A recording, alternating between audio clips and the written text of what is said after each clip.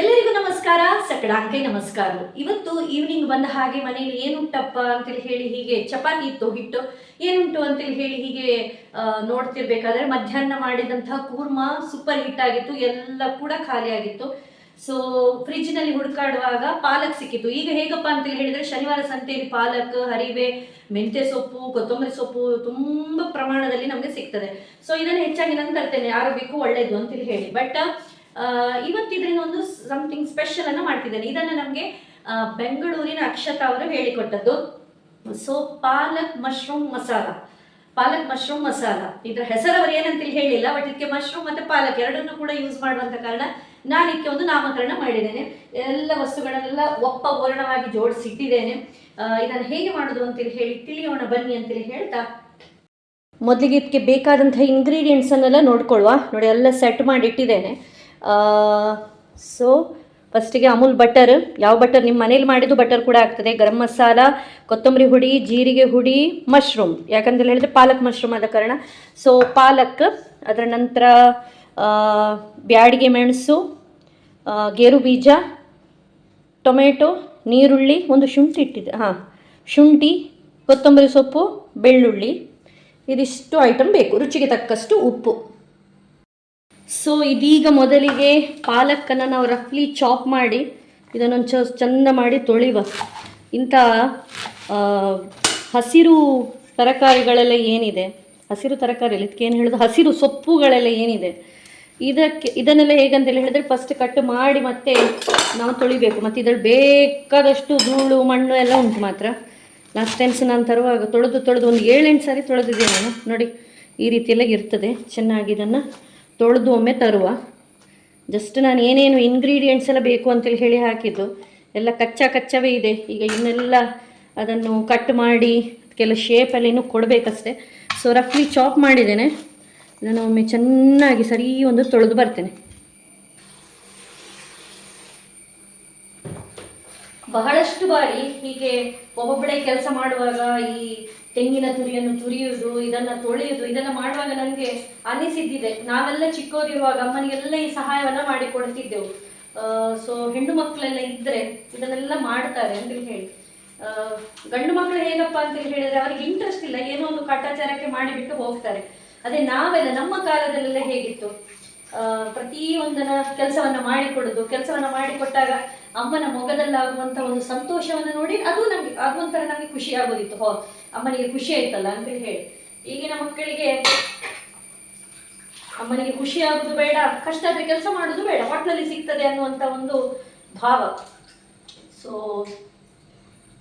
ಇದೆಲ್ಲ ರಗಳೆ ಅಂತೇಳಿ ಹೇಳಿ ಕಾಣಿಸ್ತದೆ ಕೆಲವೊಮ್ಮೆ. ಅಂತೇಳಿ ಹೇಳಿದ್ರೆ ಯಾರಾದರೂ ಇಂಥದನ್ನು ಮಾಡಿ ಕೊಟ್ಟರೆ ಡೈರೆಕ್ಟಾಗಿ ಅಡುಗೆ ಮಾಡ್ಬೋದಲ್ಲ ಅಂತೇಳಿ ಹೇಳಿ. ಸೊ ಅಡುಗೆ ಅಂತೇಳಿ ಹೇಳಿ ಮಾಡೋದಕ್ಕೆ ಮಾತ್ರ ಅಲ್ಲ, ಯಾವುದೇ ವಿಷಯಕ್ಕೆ ನಾನು ಹೆಚ್ಚಾಗಿ ಎಣಿಸೋದುಂಟು, ಹೆಣ್ಣು ಮಕ್ಕಳನ್ನ ಹೆತ್ತವರು ನಿಜವಾಗಿಯೂ ಪುಣ್ಯವಂತರು, ಧನ್ಯವಂತರು ಅಂತೇಳಿ. ಸೊ ಇದರ ಹಸಿರು ಬಣ್ಣ ಸಾಧಾರಣ ನೀನು ಹೋಗ್ತದೆ ಅಂತೇಳಿ ಹೇಳಿ ಎಣಿಸುವಾಗ ತೊಳೆಯುವುದನ್ನು ನಿಲ್ಲಿಸಿದೆ. ಅಷ್ಟು ತೊಳೆದು ಫ್ರೆಶ್ ಆಗಿ ಅಂತೇಳಿ ಹೇಳಿದ್ರೆ ಒಳ್ಳೆಯದಾಗಿ ತೊಳೆದಿದ್ದೇನೆ, ಶುದ್ಧವಾಗಿದ್ದು ಬಂದಿದೆ. ಸೊ ಇದನ್ನೊಂದು ತೊಳೆದಾಯ್ತು, ಒಂದು ದೊಡ್ಡ ಕೆಲಸ ಆಯಿತು. ಇನ್ನು ಒಂದೊಂದನ್ನು ನಾವೀಗ ಹುರಿತಾ ಹೋಗುವ. ಏನೇನು ಇಂಗ್ರೀಡಿಯೆಂಟ್ಸ್ ಬೇಕು ಅಂತೇಳಿ ಹೇಳಿದ್ದೇನೆ, ಒಂದೊಂದೇ ಹುರಿತಾ ಎಷ್ಟೆಷ್ಟು ಪ್ರಮಾಣದಲ್ಲಿ ಬೇಕು ಅಂತೇಳಿ ಹೇಳ್ತಾ ಹೋಗ್ತೇನೆ ಬನ್ನಿ. ವಿಷಯ ಏನಪ್ಪ ಅಂತೇಳಿ ಹೇಳಿದ್ರೆ, ಟ್ರೈಪಾಡ್ ಇಟ್ಟು ನಾನು ವಿಡಿಯೋ ಮಾಡ್ತಾ ಇದ್ದೇನೆ. ವಿಡಿಯೋ ತೆಗಿಲಿಕ್ಕೆ ಯಾರೆಲ್ಲ ಆಗಾಗ ಬರಬೇಕು, ಅದನ್ನ ವಿಡಿಯೋವನ್ನ ಪುನಃ ಈ ಗ್ಯಾಸ್ ಸ್ಟವ್ ಹತ್ರ ಇಡಬೇಕು, ಪುನಃ ದೂರ ಇಡಬೇಕು, ಇದೆಲ್ಲ ಕೆಲಸಗಳೆಲ್ಲ ಇದೆ. ಅಡುಗೆ ಮಾಡೋದು ಬೇಗ ಆಗ್ತದೆ, ಬಟ್ ವಿಡಿಯೋ ತೆಗೆಯುವಂಥದ್ದು ಒಂದು ಸ್ವಲ್ಪ ಟೈಮ್ ತಗೊಳ್ತದೆ. ಅದು ಬಿಟ್ಟರೆ ನೀವೆಲ್ಲರೂ ಕೂಡ ತುಂಬಾ ಒಂದು ಪ್ರೀತಿಯನ್ನು ಕೊಡ್ತಾ ಇದ್ದೀರಿ, ಪ್ರತಿಯೊಂದು ವಿಡಿಯೋಗೆ ನೋಡ್ತಾ ಇದ್ದೀರಿ, ಸಪೋರ್ಟನ್ನು ಮಾಡ್ತಾ ಇದ್ದೀರಿ. ಸೊ ಅದಕ್ಕಾಗಿ ಅವನು ಪ್ರೀತಿ ನಿರಂತರತೆ ಇರಲಿ ಅಂತ ಹೇಳುವ ಕಾರಣಕ್ಕಾಗಿ ಇದನ್ನೆಲ್ಲ ಮಾಡ್ತಾ ಇದ್ದೇನೆ. ಸೊ ಬನ್ನಿ ಇದೀಗ ಸ್ಟಾರ್ಟ್ ಮಾಡುವ. ಫಸ್ಟಿಗೆ ಒಂದು ಪ್ಯಾನನ್ನು ನಾನು ಇಟ್ಟಿದ್ದೇನೆ. ಸೊ ಇದಕ್ಕೆ ನಾನು ಅಮೂಲ್ ಬಟರನ್ನು ತಗೊಳ್ತಾ ಇದ್ದೇನೆ. ನಿಮ್ಮ ಮನೆಯಲ್ಲಿ ನೀವು ಮಾಡಿದಂತಹ ಫ್ರೆಶ್ ಬಟರ್ ಇದ್ದರೆ ಅದನ್ನು ಕೂಡ ತಗೊಳ್ಬೋದು. ಸೊ ಎಣ್ಣೆಯನ್ನು ಹಾಕುವ ಬದಲಿಗೆ ನೀವು ಬಟರನ್ನು ಹಾಕುವಂಥದ್ದು. ಓಕೆ, ಅದಾದ ಮೇಲೆ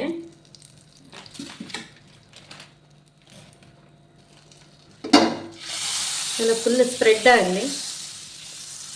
ಆದ ಹಾಗೆ ಸಿಮ್ಮಲ್ಲಿ ಇಡಿ. ಫಸ್ಟಿಗೆ ನಾವು ಸ್ವಲ್ಪ ನೋಡಿ ಕೊತ್ತಂಬರಿ ಹುಡಿಯನ್ನು ಹಾಕ್ತಾ ಇದ್ದೇನೆ. ಸ್ವಲ್ಪ ಕೊತ್ತಂಬರಿ, ಒಂದು ಅರ್ಧ ಸ್ಪೂನ್ ಅಷ್ಟೇ. ಅದಾದಮೇಲೆ ಜೀರಿಗೆ ಒಂದು 1/4 ಸ್ಪೂನ್ ಸಾಕು. ಓಕೆ, ಆದಮೇಲೆ ಚೆನ್ನಾಗಿ ಸ್ಟರ್ ಮಾಡುವ. ಅಂದರೆ ಅದು ಹುಡಿ ಎಲ್ಲ ಹಾಕೋದಂತೇಳಿ ಹೇಳಿ ಆದರೆ ಮತ್ತೆ ಹಾಕಿದರೆ ಅದರದ್ದು ಅಷ್ಟು ಹಸಿ ವಾಸನೆ ಎಲ್ಲ ಹೋಗೋದಿಲ್ಲ ಅನ್ನುವಂಥ ಒಂದು ಕಾರಣಕ್ಕಾಗಿ. ಒಳ್ಳೆ ಘಮ್ ಅಂತೇಳಿ ಹೇಳಿ ಪರಿಮಳ ಬರ್ತಾ ಇದೆ. ಸೊ ಸುರುವಿಗೆ ಒಂದು 6-7 ಘಾಟಿ ಮೆಣಸನ್ನು ಹಾಕಿದ್ದೇನೆ.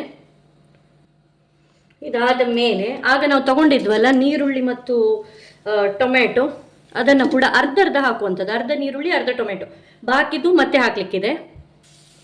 ಇದು ಹಾಕಿ ಆದಮೇಲೆ ಆಗಾಗ ಸ್ಟರ್ ಮಾಡ್ತಾ ಇರಿ. ಅದಾದಮೇಲೆ ಒಂದು 6-7 ಗೇರು ಬೀಜ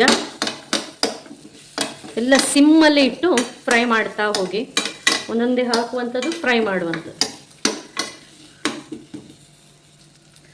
ಸೊ ಇದಾದ ಹಾಗೆ ಒಂದು ಸ್ವಲ್ಪ ಕೊತ್ತಂಬರಿ ಸೊಪ್ಪನ್ನು ಹಾಕುವಂಥದ್ದು, ದಂಟು ಸಮೇತ ಹಾಕಿ ಅದು ಕೂಡ ರಫ್ಲಿ ಚಾಪ್ ಮಾಡಿ ಹೀಗೆ ಹಾಕುವಂಥದ್ದು. ವೆರಿ ನೆಕ್ಸ್ಟ್ ನಾವು ಮಶ್ರೂಮನ್ನು ಇದಕ್ಕೆ ಹಾಕ್ತಾ ಇದ್ದೇವೆ. ಒಂದು 5-6 ಮಶ್ರೂಮ್ ಅಷ್ಟೇ, ಎಲ್ಲವನ್ನ ಹಾಕ್ತಾ ಇಲ್ಲ. ಬಾಕಿ ಇದನ್ನು ನಾವು ಮತ್ತೆ ಈ ಗ್ರೇವಿ ಮಾಡುವಾಗ ಅದರಲ್ಲಿ ಹಾಕುವಂಥದ್ದು ಮಶ್ರೂಮನ್ನು. ಸೊ ಇದೆಲ್ಲ ಮಿಕ್ಸ್ ಆಗಿ ಚೆನ್ನಾಗಿ ಹುರಿದಾದ್ಮೇಲೆ ಇದನ್ನೆಲ್ಲ ನಾವು ಪೇಸ್ಟ್ ಮಾಡಲಿಕ್ಕಿದೆ. ಸೊ ಮಶ್ರೂಮನ್ನು ಕೂಡ ಈಗ ಹಾಕುವಂಥದ್ದು. ಸೊ ಚೆನ್ನಾಗಿ ಮಿಕ್ಸ್ ಮಾಡಿ. ಅದಾದಮೇಲೆ ಶುಂಠಿ ಮತ್ತು ಬೆಳ್ಳುಳ್ಳಿ. ಶುಂಠಿ ಎಷ್ಟಪ್ಪ ಅಂತೇಳಿ ಹೇಳಿದರೆ ಒಂದು ಬೆರಳಿನ ನೋಡಿ ಒಂದಿಷ್ಟು, ಮೊದಲಿನ ಗೆರೆ ಎಷ್ಟಿದೆ ನೋಡಿ ಅದಷ್ಟು, ಮತ್ತೊಂದು 5ರಷ್ಟು ಬೆಳ್ಳುಳ್ಳಿ. ಇದಿಷ್ಟನ್ನು ಹಾಕಿ ಚಂದ ಮಾಡಿ ಸ್ಟರ್ ಮಾಡ್ತಾ ಇರಿ.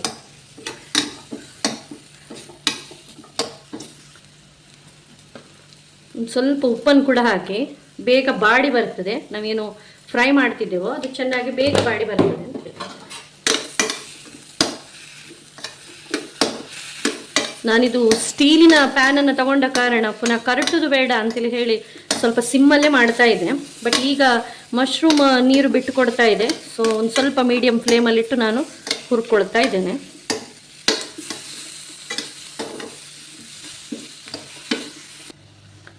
ಸೊ ಸುಮಾರು ಒಂದು 2 ನಿಮಿಷ ಆಗಿದೆ. ಮಶ್ರೂಮ್ ಎಲ್ಲ ಶ್ರಿಂಕ್ ಆಗಿದೆ, ನೋಡ್ಬೋದು ನೀವು. ಸೊ ಇದೀಗ ನಾವು ಈ ಪಾಲಕನ್ನು ಹಾಕುವ. ಎಷ್ಟು ಪಾಲಕಿದೆ ಅಷ್ಟು. ನಾನು ಸುಮಾರು 1 ಕಟ್ಟು ಪಾಲಕನ್ನು ತಗೊಂಡಿದ್ದೇನೆ. ಸೊ ಇದನ್ನು ಹೀಗೆ ಹಾಕಿ ಇದನ್ನು ಕೂಡ ಈಗ ನಾವು ಚೆನ್ನಾಗಿ ಫ್ರೈ ಮಾಡಲಿಕ್ಕಿದೆ. ಸೊ ಇದು ಪ್ಯಾನ್ ಚಿಕ್ಕದಾಯಿತು, ಮಶ್ರೂಮ್ ಸ್ವಲ್ಪ ಜಾಸ್ತಿ ಆಯಿತು. ಸೊ 1-2 ನಿಮಿಷದಲ್ಲಿ ಇದು ಕೂಡ ಜಗ್ತದೆ. ಅದಾದಮೇಲೆ ಬಾಕಿ ಪಾಲಲ್ಲಿ ಹಾಕುವ.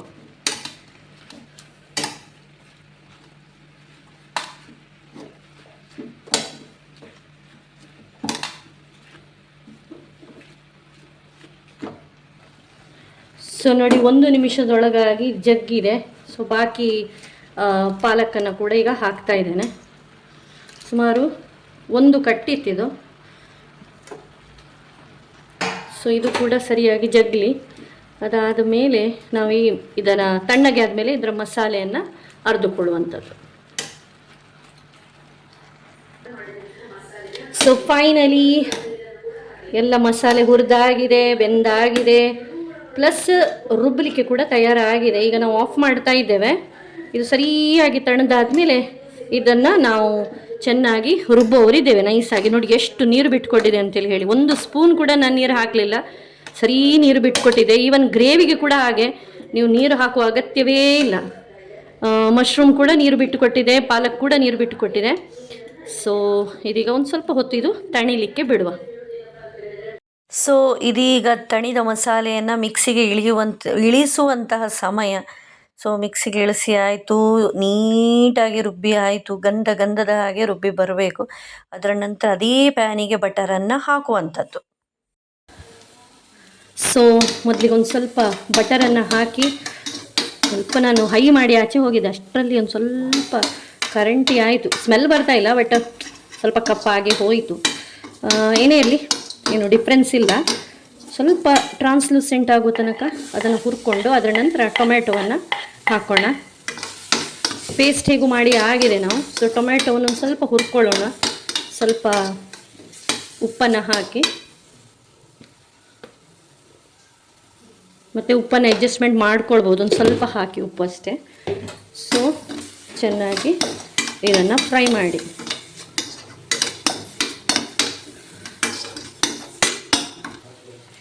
ಇದೀಗ ನೆಕ್ಸ್ಟ್ ನಾವು ಮಶ್ರೂಮನ್ನು ಆಗ ತೆಗೆದಿಟ್ಕೊಂಡಿದ್ವಲ್ಲ, ಆ ಎಲ್ಲ ಮಶ್ರೂಮನ್ನು ಈಗ ಹಾಕಿ ಪುನಃ ಫ್ರೈ ಮಾಡೋಣ. ಸ್ವಲ್ಪ ಮುಚ್ಚಿಟ್ಕೊಂಡು ಬಿಡುವ. ಮಶ್ರೂಮ್ ಕೂಡ ಬಾಡಲಿ, ಅದೇ ರೀತಿ ಟೊಮೆಟೊ ಕೂಡ ಅಲ್ಲೇ ಸ್ಮ್ಯಾಶ್ ಆಗಲಿ. ಒಂದು 5 ಮಿನಿಟ್ಸ್ ಲೋ ಸಿಮ್ಮಲ್ಲಿ ಇಟ್ಬಿಡುವ. ಮತ್ತೊಮ್ಮೆ ಚೂರು ಈ ಕೊತ್ತಂಬರಿ ಹುಡಿ, ಒಂದು ಅರ್ಧ ಸ್ಪೂನು ಕೊತ್ತಂಬರಿ ಹುಡಿ ಆಗ್ಬೋದು. ಅದೇ ರೀತಿ ಜೀರಿಗೆ ಒಂದು 1/4 ಸ್ಪೂನು, ಕೊತ್ತಂಬರಿಗಿಂತ ಯಾವತ್ತೂ ಕಡಿಮೆ ಹಾಕಬೇಕು. ಅದರ ನಂತರ ಗರಂ ಮಸಾಲೆ ಇದನ್ನು ಹಾಕಿ ಫ್ರೈ ಮಾಡುವ. ಮುಚ್ಚಿಟ್ಕೊಂಡಾದ್ಮೇಲೆ ಮತ್ತೆ ನೆನಪಾಯ್ತು ನನಗೆ, ಇದನ್ನು ಹಾಕಲಿಲ್ಲಲ್ಲ ಅಂತೇಳಿ ಹೇಳಿ. ಸೊ ಇದನ್ನು ಹಾಕಿ 2 ನಿಮಿಷ ಮುಚ್ಚಿಡಿ.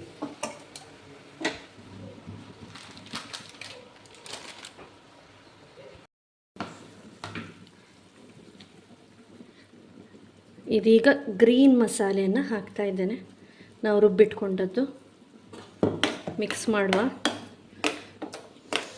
ಆಹಾ, ಒಳ್ಳೆ ಸ್ಮೆಲ್ಲನ್ನು ಬಿಟ್ಕೊಡ್ತಾ ಇದೆ.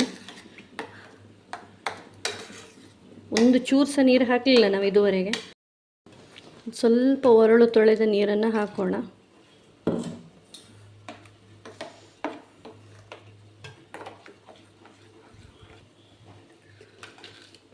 ಒಂದು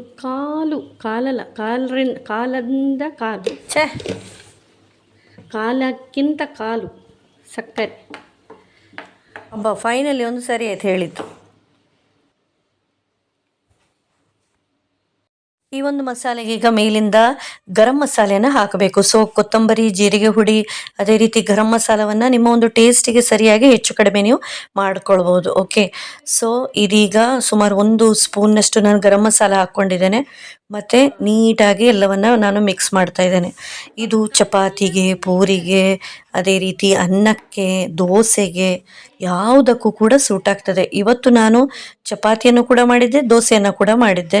ಸೊ ಎರಡಕ್ಕೂ ಕೂಡ ಸೂಪರಾಗಿ ಕಾಂಬಿ ಹೊಂದುತ್ತದೆ. ಸೊ ಇದೀಗ ಪಾಲಕ್ ಮಶ್ರೂಮ್ ಬಟರ್ ಮಸಾಲ ಅಂತೇಳಿ ಹೇಳ್ಬೋದು. ಯಾಕಂತೇಳಿ ಹೇಳಿದರೆ ಬಟರ್ 1-2 ಸಾರಿ ಹಾಕ್ತೇವಲ್ಲ, ಇದಕ್ಕೆ ಎಂತ ಬೇಕಾದರೆ ಹೆಸರನ್ನು ಕೊಡ್ಬೋದು. ಯಾವ ಹೆಸರನ್ನು ಇಟ್ಟರೆ ಒಂಥರ ನಮಗೆ ಓಕೆ ಇದು ಎಲ್ಲರ ಗಮನವನ್ನು ಸೆಳೀತದಂತೇಳಿ ಹೇಳಿ ಆಗ್ತದೆ, ಆ ಹೆಸರನ್ನು ಕೊಡ್ಬೋದು. ಸೊ ಇದೀಗ ಮಸಾಲ ರೆಡಿ ಆಗಿದೆ. ಚಪಾತಿಯೊಂದಿಗೆ ಸೂಪರ್ ಕಾಂಬಿನೇಷನ್. ನನ್ನ ಮಗ ಈ ರೀತಿ ತಿಂದ, ಆದರೆ ನನಗೆ ದೋಸೆ ಒಟ್ಟಿಗೆ ತಿನ್ನಲಿಕ್ಕೆ ಇಷ್ಟ. ಸೊ ದೋಸೆಯನ್ನು ತೆಗೆದೆ, ಬೆಳಗ್ಗೆ ಮಾಡಿದಂತಹ ಮುಷ್ಟಿ ದೋಸೆ ಇತ್ತು. ಸೊ ಆ ದೋಸೆ ಒಟ್ಟಿಗೆ ಸ್ವಲ್ಪ ಹೊತ್ತಿನ ನಂತರ ಸಾಧಾರಣ 9:30 ಅಷ್ಟಾಗಿದೆ. ಇವತ್ತು ರಾತ್ರಿ ಊಟ ಎಲ್ಲ ಮಾಡಲಿಲ್ಲ, ಅದರ ಬದಲು ಇದನ್ನೇ ತಿಂದದ್ದು. ಒಳ್ಳೆಯದಾಯಿತು. ಹೊಸತಾದಂತಹ ರುಚಿಯಾದಂತಹ ಇಂತಹುದೇ ಅಡುಗೆಗಳನ್ನು ತಿಂತಾ ಇರುವ ಅಂತೇಳಿ ಹೇಳ್ತಾ ಎಲ್ಲರಿಗೂ ಕೂಡ ನಮಸ್ತೆ. ದೇವ್ ಸಕಡಾಂಕೆ ಬರೇಕೋರೋ ಲೋಕ ಸಮಸ್ತ ಸುಖಿನೋ ಭವಂತು. Seema teachers signing off. By.